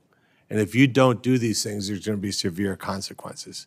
So I'm all for going forward, but there has to be humility of looking backwards over the period of time in COVID and realize that our government did real damage to real people, from closing schools to forced vaccinations to the shunning, public shaming of people. So to my Democrat colleagues, I get it. I was a private citizen up until 6 months ago. But what motivated me to come here to Washington, D.C. to serve this country was because our government lost its ever-living mind over the last 4 or 5 years. So on a go-forward basis, there's some obvious things. Why don't we treat the pharmaceutical industry like any other business? You make a car that kills somebody, you're liable. Now, by the way, as a former car dealer, driving a car safe. Okay? But will a car have an accident? Of course. Flying is the safest thing you can do. But are there accidents? Of course. But why are we exempting certain industries? And of course, then you start thinking, well, what's the money that goes into it? When you go to make a decision for your child, is a doctor actually being a fair arbiter? Or are they thinking, hey, there's a pharmaceutical rep that's going to pay me based on how many vaccines I prescribed, how many prescriptions I fill? That's a whole different world. And we've seen it not just on vaccines, but, you know, in the family that controlled Purdue Pharma, they're on a beach somewhere, and they're billionaires. And they left tens of thousands of people in my state, in Ohio, dead. Where's the justice for those people? So if we're going to do this, Mr. Chairman, to our ranking member, we need to get serious about understanding that there's a lot of entanglements between special interest groups, lobbyists, with zero accountability. Because finding Purdue Pharma did nothing for the Sackler family. Sackler family are still living a great life. And the people who profited severely from the COVID-19 vaccine are living a great life. They're not sitting here like all of you having a different conversation. So if we're going to do something, the North Star has got to be medical freedom. I get to decide. I get to decide what's good for me and my family with proper information. And if I'm given improper information, just like in any other industry, there's got to be accountability. And these industries that produce bad behavior, the executives, the people who charge those people to do these bad things have got to feel personal repercussions. Because if that's not the guidepost in which we do this, then all we're going to do is have wasted these great people's time. So I'll end where I started. I'm hoping that, Chairman, what comes out of this is actual progress. Because when I hear your stories, it breaks my heart, and I know it's a life sentence for all of you. This isn't something where tomorrow you snap your fingers and your emotions leave you. It's going to be with you, and I can see the pain in each and every one of you. And I'm hoping my colleagues see that pain and that we actually move the ball forward to get something done. Thank you, Mr. Chairman. Thanks, Senator Marino. So Ms. Tommey, when I'm watching the video, and I watch the one mom whose child died of SIDS, describing her SIDS support group, and every parent was talking about the vaccine. And my guess is none of their doctors talked about a vaccine. They just called it SIDS. When the other woman, the last woman whose child died, and the doctor was asking about the vaccines, when she asked the doctor, would you put that in writing? The doctor said, no. In your testimony, you said when you went to your doctor talking about how Billy was having seizures, well, that's perfectly normal. That's common. I mean, I find that jaw-dropping. Yeah, and it's the same story over and over again. And in fact, it is common. That's what I want to ask you. Because it's on the insert of the MMR vaccination, on the insert in bold letters, the seizure. So it is common. The pharmaceutical company have told us in the insert. It's the pediatricians that don't tell us what could happen to our children. They're the front line for us with our babies, and we trust them. By the way, what is the truth? Because I hear back and forth. I mean, do pediatricians get incentivized with percent vaccination of their... Yes, Dr. Paul Thomas has done a very good video on that, and many other pediatricians have followed. Maybe Dr. Hooker could answer better on that. Yeah, they're typically incentivized directly by HMOs. HMOs buy and sell vaccines, so vaccines are big businesses for HMOs. But the incentivization is usually anywhere from $200 to $600 per fully vaccinated patient, as long as their vaccines, a certain percentage of their practice is fully vaccinated. So some pediatricians can make upwards to $1 million or more a year just in those incentives. I've also heard stories of pediatricians basically firing patients because they won't get vaccinated, because that is correct. We hear that story over and over again. And also the lies that the pediatrician tell us that our baby will die if we don't get vitamin K at birth. The baby will bleed out before it gets to the car. And these stories, if you don't get the HPV vaccine, then you will die of cancer. These parents have told us these stories, and they're the same over and over again. How can they get away with lying like that to us, the parents? So we have a doctor on the panel, Dr. Sullivan. Outside of your testimony in terms of your own COVID injection, and I call it injection because it's not a vaccine, your own injury, can you enlighten us in terms of the attitude of most doctors when it comes to vaccines, what kind of training, what kind of information they have? And by the way, do you also find it jaw-dropping that a pediatrician would tell a mom when their baby's having seizures, oh, that's perfectly normal after vaccine? I agree that is jaw-dropping. The training for vaccines now is limited to memorizing the schedule. In the preparation for this testimony, I reviewed my historical textbooks about vaccination chapters. And Senator Blumenthal, I want to commend you for really an excellent summary as an attorney about the history of vaccines. I'm actually very enthusiastic about vaccination. Your story about the history of the deaths of smallpox, the lives saved, is convincing. I don't think, I'm not sure I follow your comment. Well, you gave a summary, so the history of vaccines. So I'm actually, it may surprise you, I'm enthusiastic about vaccination. So when we look at the history of vaccination, smallpox was so successful that it's not even on the schedule anymore. It was a success.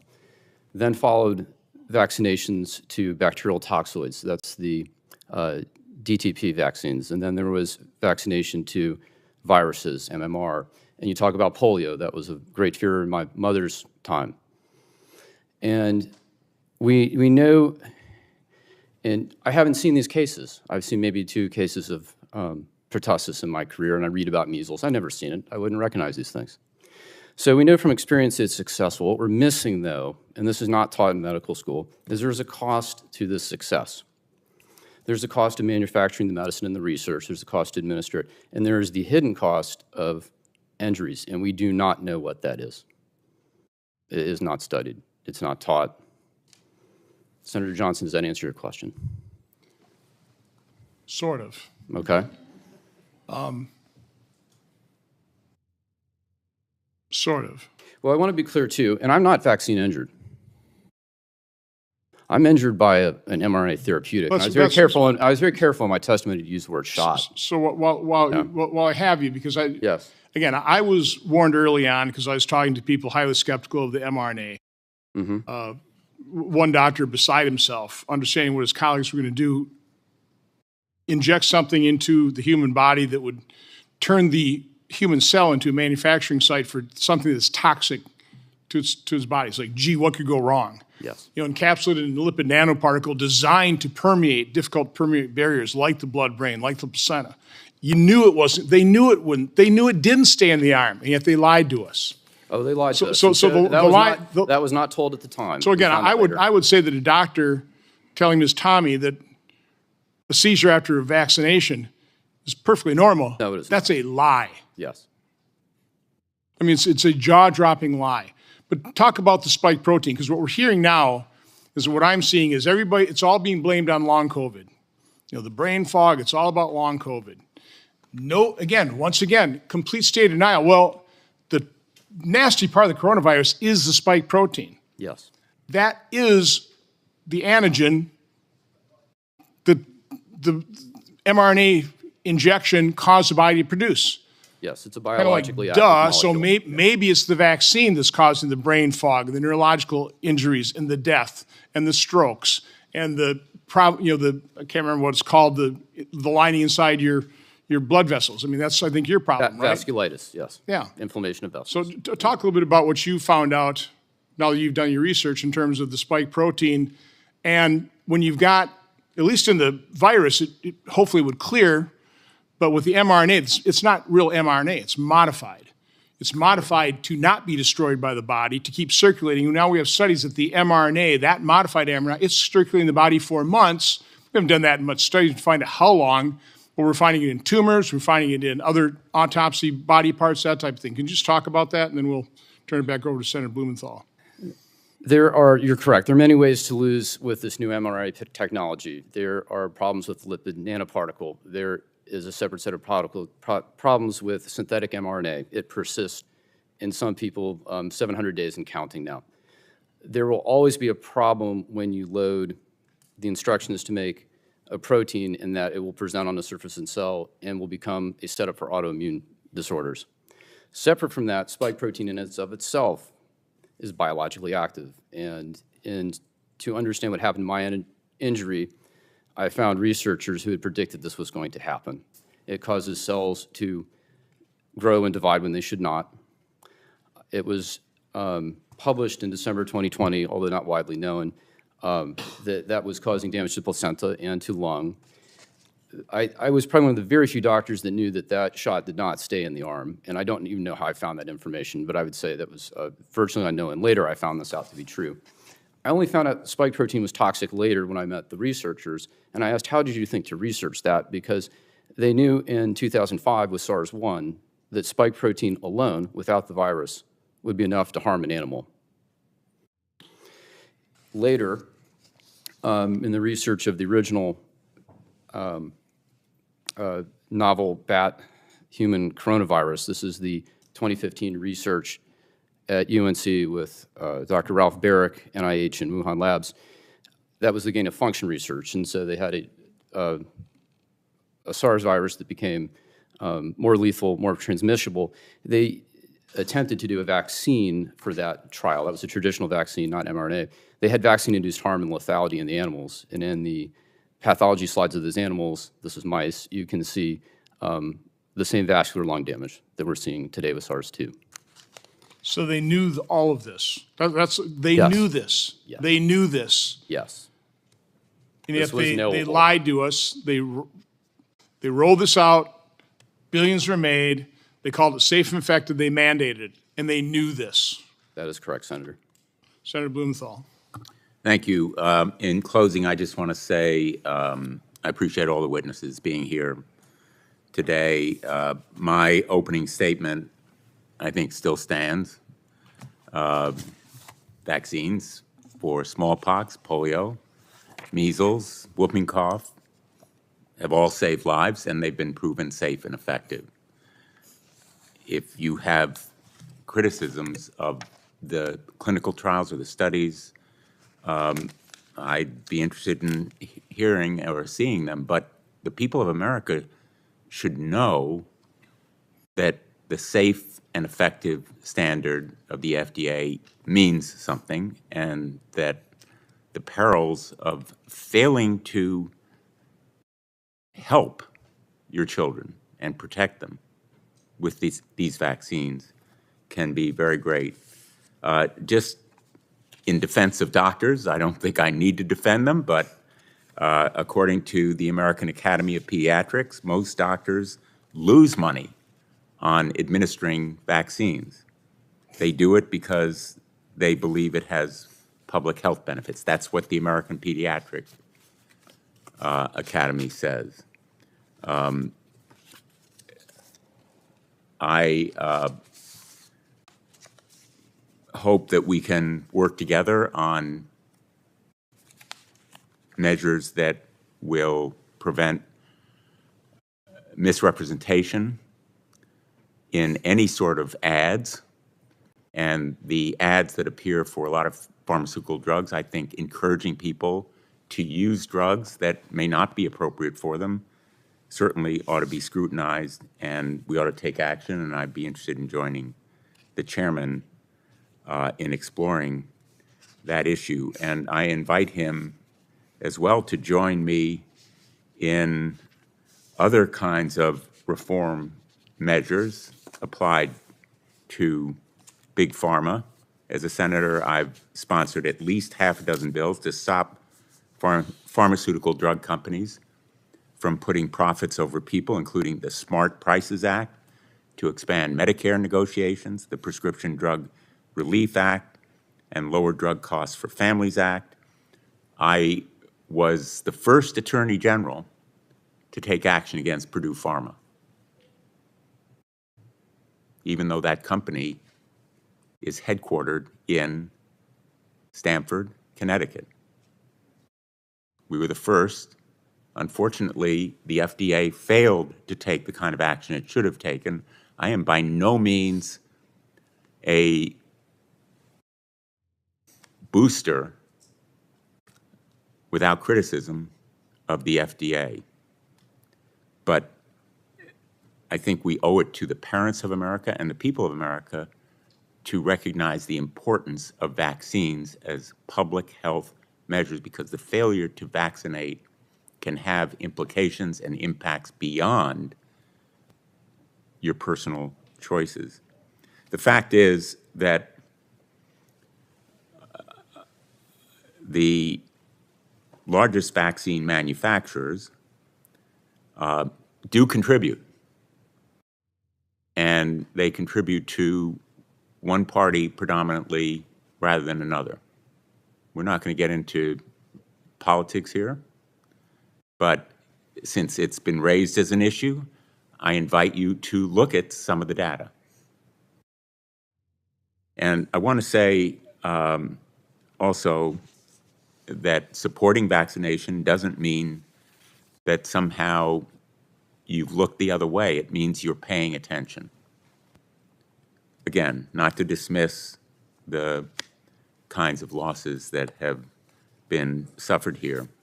And if we're talking about immunity from lawsuit, you know the other industry that has blanket immunity? It's the gun industry. The gun industry. So if we're going to get up on a soapbox, talk about how manufacturers should be held responsible, maybe we want to have a look at my legislation that would repeal the PLACA immunity that's now enjoyed by the gun industry. And I would welcome others to join me in my legislation against some of these abuses by Big Pharma, including the patent thickening kinds of legislation that would take action against manufacturers and companies that make it more difficult for lower cost generics to come to market. This is a complicated area.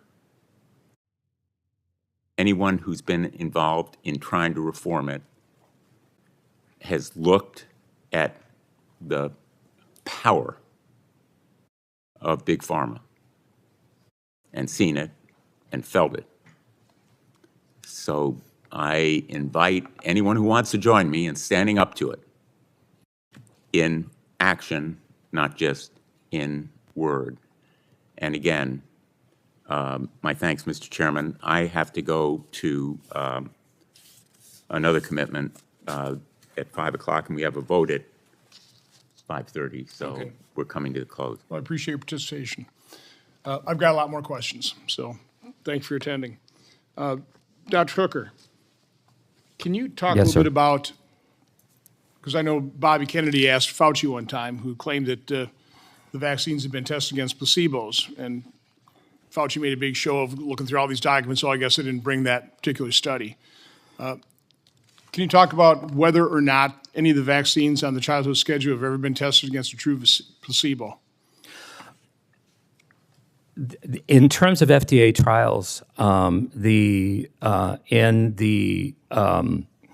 Center for Biologics Evaluations and Research under the FDA, there has never been a clinical trial on a childhood vaccine that has had a true saline placebo. The only saline placebos that were done were on the COVID-19 shots, and those placebos basically were essentially null and void because they started to offer the vaccine itself to the control group within 10 to 14 weeks of the start of the trial.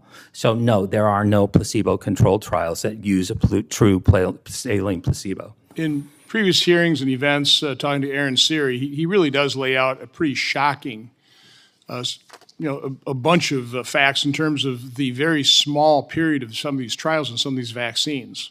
Can you comment on that? Yes. If you look at the clinical trials that were done, say, for example, by the hepatitis B vaccine, some of the clinical trials looked at adverse events after the vaccine in a duration of 48 hours. Some of the vaccines regarding the Haemophilus influenza B and the DTaP vaccine, the window for adverse events was 4 days or 5 days. And so we know that many serious adverse events obviously happen after that window. So these serious adverse events within 48 hours, 4 days or 5 days, they would not be recorded and they would be completely opaque from the public and from the FDA. So for the COVID trials, they basically inoculated, they injected the placebo group, so we don't have a control group anymore. No, we have no long-term So we have no studies. data, and even there, it sounded like they doctored the trial data. They delayed reporting some of the deaths. There were actually more deaths in the injection arm of the trial versus the placebo arm. Is that correct, Dr. Sullivan? You're shaking your head? That is completely correct. And I only learned that later, maybe a year after, but there were more deaths in the treatment group than the placebo group. That wasn't exactly publicized in the corporate media. No. I wouldn't call a trial that lasted 48 hours or 4 days an extensive test. Would you, Dr. Hooker? Not at all. The VAERS system, what was it? It was a Harvard study conducted, correct? That showed yes. what, 1%?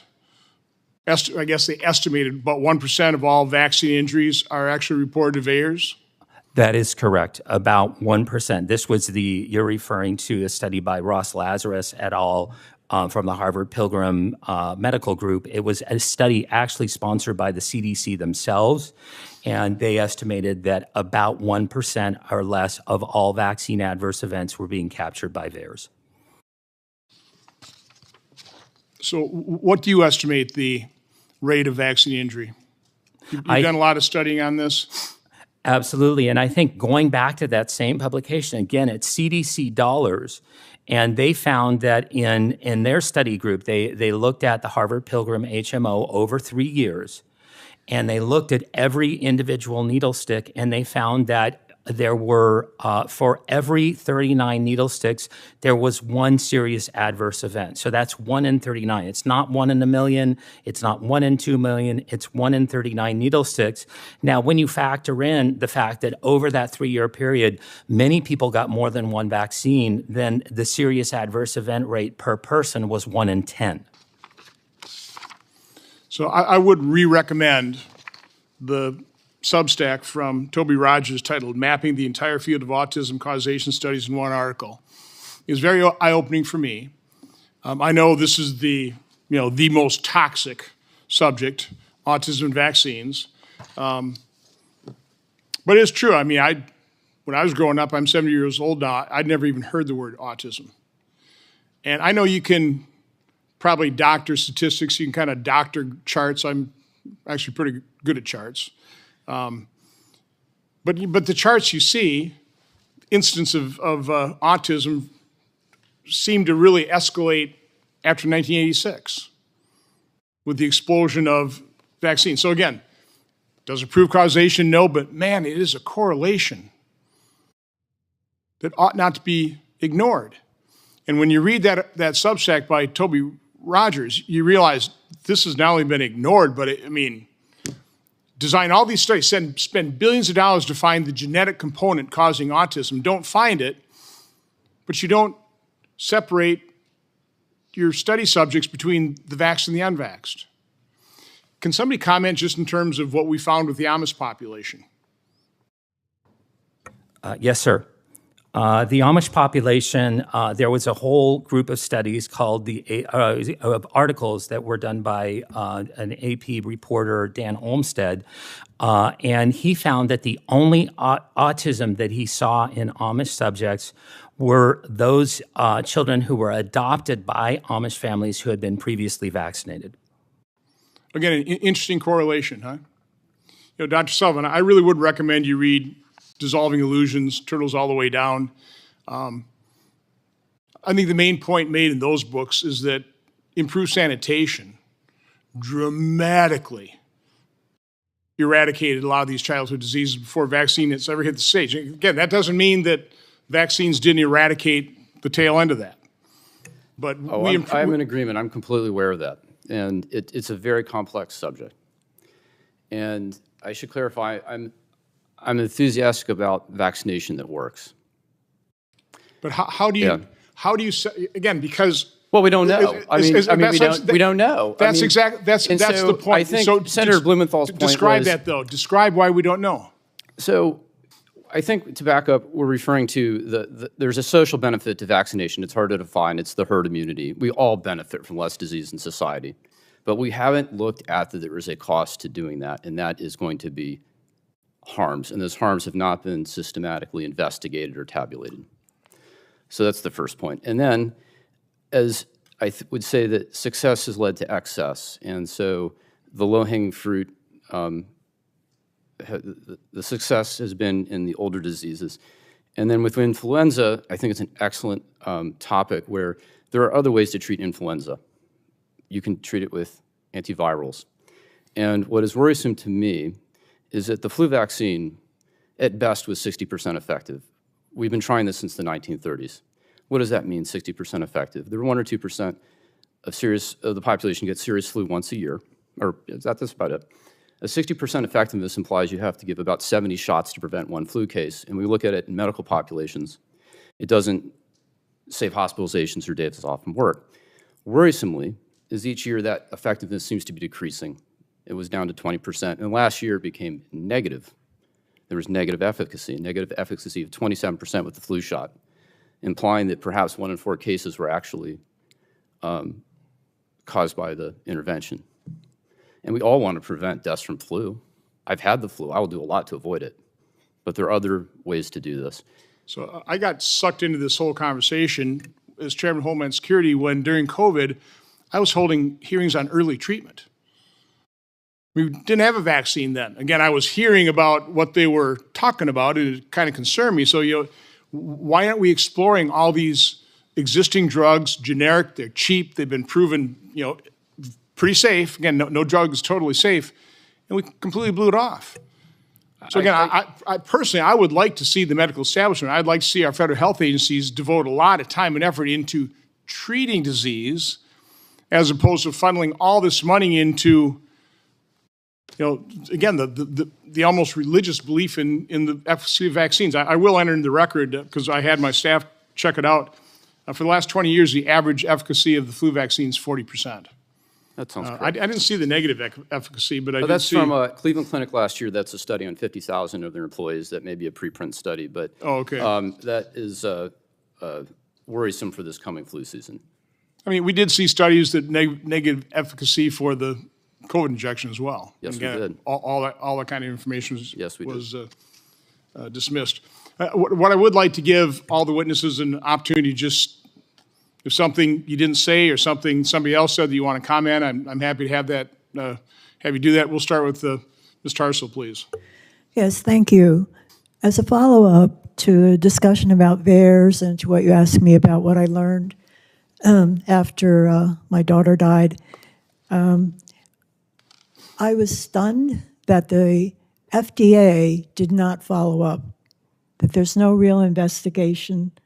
I was stunned that on the CDC website, they said deaths have been investigated and have been found to due to other causes.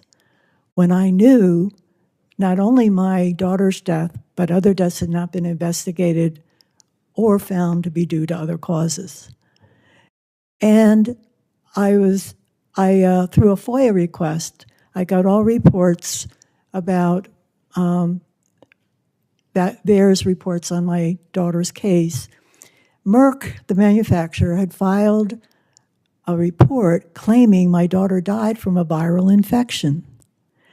There was no evidence that she had died of a viral infection. I spent a year communicating with Merck.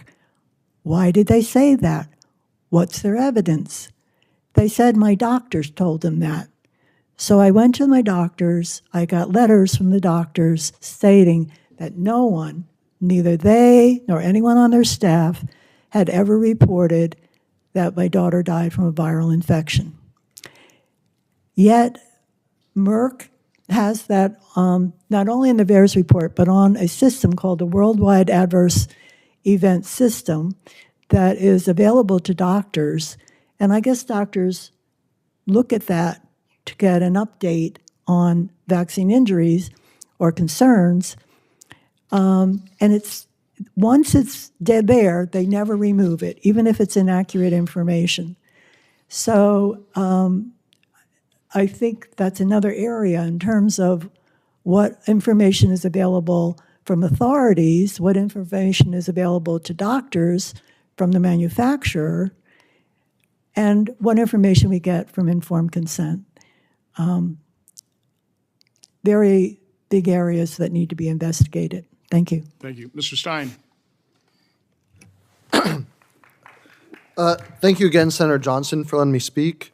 I wanted to thank everybody again who's at this table sharing their experiences. I know it's really tough to do, and I don't want anything that no loss should ever happen, and it's a very sad thing. And I feel for you guys. I feel for everybody at this table who has suffered that. And I just want to make a point about the influenza antivirals. We know that antivirals need to be prescribed very quickly once people are diagnosed with flu, and that oftentimes antivirals are not effective after the first 24 hours that people feel symptoms. So, we have to think about the fact that, yes, we want to be able to treat and make sure everybody is healthy, but we also have to think about the logistics of this as well, in addition to just saying, it's easy to say, well, everybody should be able to get treated and everybody should be fine afterwards, but we have to think about the logistics and the reality that is not all antivirals are going to be super effective, and not all flu treatment and all vaccine preventable disease treatments are going to be 100% effective all the time. I understand. That's why I want to put more effort into researching for treatment. Dr. Hooker. Thank you, Senator Johnson. As a parent of a vaccine-injured child, I've been to D.C. many, many times.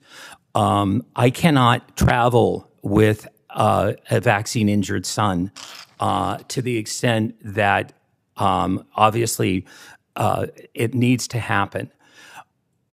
I am competing against a pharmaceutical lobby of 1,600 lobbyists. That's 3 lobbyists for each member of Congress, and millions of dollars that are being exchanged into campaign coffers, into C4s.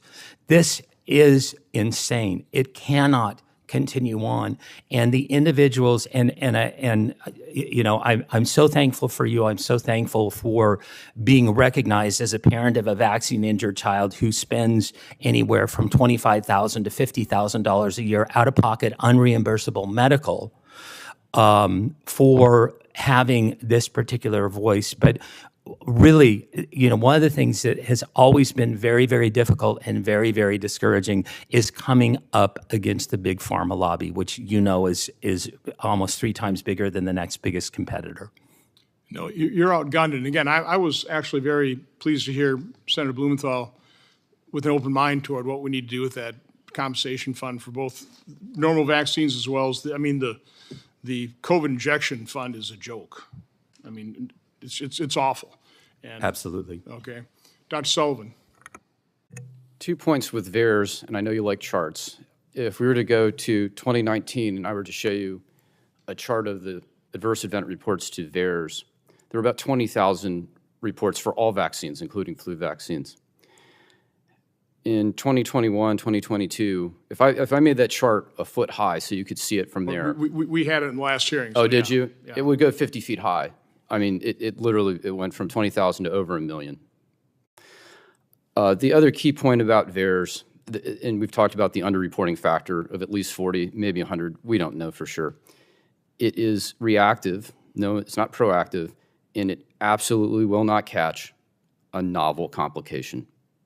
I cannot state that strongly enough. It will miss any novel complications. We have a novel gene therapy, a novel therapeutic, a novel virus, and we have novel complications.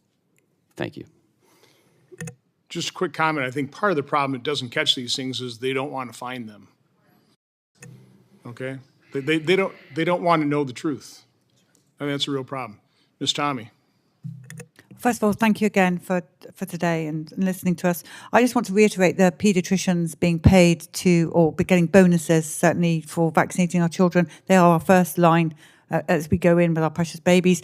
And many of these young parents, they look at them for the research. When it says do your own research, that's where they go. So if you want Children's Health Defence to do some more research on that to get you the truth about the bonuses, we really need to look into that. Because that's, again, is what I think is killing a lot of these babies and children, is the paediatricians and their advice, their lies. Well, to me, that's just a huge conflict of interest. Exactly. It just is. Ms. Marotta. Again, thank you for having me here today. And again, I'm very deeply moved by the other stories here, my fellow witnesses. Number one, as a parent, one of my goals since losing my son Joseph is to empower people with information. I'm not here to debate the science. The science is clear. Do these rare events happen? Absolutely. And there are folks here beside me sharing their experiences. And again, do not want to diminish those. But I think we have to really focus on the safety. And I've heard VAERS mentioned a couple times today. I just want to remind folks that there are other parts of the U.S. safety monitoring system, like the Vaccine Safety Data Link, CISA. VAERS is not the only part of that safety monitoring system. And I did want to just round back on the flu vaccine effectiveness. When Dr. Sullivan quotes upwards of 60%, it's really important to understand what that measurement endpoint is. And when we talk about 40 to 60%, it means against medically attended illness. If we would like to look at other endpoints, and that's really what flu vaccination is about, it's really good at preventing severe outcomes like hospitalization, disability, and death. And if we look at the figures for the 24-25 season, the preliminary vaccine effectiveness, and these are interim numbers, the final ones will come out from CDC in September, 63 to 78% effective in kids against hospitalization. So I think it's also important as a scientist that I point out that when we are talking about statistics and numbers, that we put those into context, and there are different measurement endpoints when it comes to vaccine effectiveness. So again, I'm a mom. That's why I'm here today. I'm trying to prevent what happened to me from happening to other people, but I certainly appreciate, and I also am very moved to hear you and Senator Blumenthal talking about collaborating on VICP at Vaccinate Your Family. We definitely think there can be improvements as well. We put out a State of the Immune report earlier this year that has some specific things that Congress can do. So I'm very excited to see that conversation moving forward. And again, thank you for your time and having me here today. Thank you. Thank you for your testimony. Next, we'll go to Ms. Cordingley. Thank you. Yes, I appreciate the opportunity to be here. To speak for all of those that didn't have the chance to. I feel that we have a lot of growth. We are all here as parents. We want what is best for our children. We want to keep them safe. We want to keep them healthy. I think we can all agree on that is our utmost priority here. The problem that lies is we have too many conflicts of interests. We have the pharmaceutical companies in the medical schools. Their roots are dug deep. And when you have the pharmaceutical companies that are selling the drugs, also teaching the doctors what needs to happen, you're having a broken system.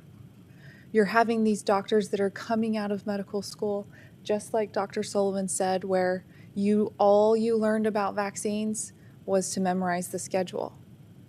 You didn't learn about how to recognize the illnesses, and that's part of the problem. If we have something that is trying to prevent these illnesses, there's no 100%. These illnesses are still going to be around. Why are these doctors not being taught how to recognize these illnesses and a proper treatment protocol to help prevent any kind of adverse effects from those illnesses? So we may be focusing on vaccinations, but we still have to focus on the diseases and the illnesses at hand, because they will never be completely eliminated. And with that, without that complete elimination, we still have to have the education there. And if we don't have that proper education and proper treatment plan in place, we're going to continue having both sides of where we have children that have passed from the illness. And then if we do not have the proper procedures put in place and we do not have that true saline placebo studies done to show the true safety and effectiveness, then we're going to continue to see our children be damaged and killed by the very thing that we are trying to protect our children in this world for. So thank you for allowing me to come here and to speak for all of the other parents that were not able to be here to speak from decades ago even. They matter, their children's voices matter, and I'm here to make sure that we make changes happen. Thank you. Well, again, thank you all for your very important and I would say powerful testimony. On purpose, we sprinkled the witnesses together. We didn't just have 2 on one side and 5 on another. I'm hoping we bridge the gap. These are all true stories. They're all heartbreaking. There are good points made, I think, on all sides. And what we're trying to seek is the truth. We want to know exactly what's happening. We want integrity restored to science. We want our federal health agencies credible. We want doctors, advocating for their patients, first and foremost. So again, there are a lot of issues we discussed. Again, I also am pleased with Senator Blumenthal's willingness to work with me on some solutions. Again, I don't think there are a whole lot of solutions come from the federal government, but there are certain things we do have to do. We're up to our necks in this one, so I think there's an awful lot we can do, but it starts with understanding what the reality is, what the truth is. And again, I think you've really added to the conversation in a very constructive way. I think this was, from my standpoint, a very good hearing. I truly appreciate everybody's attendance. There may be other people with other stories to tell. I think if you're vaccine injured or know somebody who is, I think certainly Children's Health Defense. You can certainly contact my subcommittee's webpage. We have a whistleblower account. You can go on there and click here and enter your story. I hope people don't abuse that, but you're certainly welcome to do that. The hearing record will remain open for 15 days until July 30th at 5 p.m. for the submission of statements and questions for the record. Thank you all. This hearing is adjourned.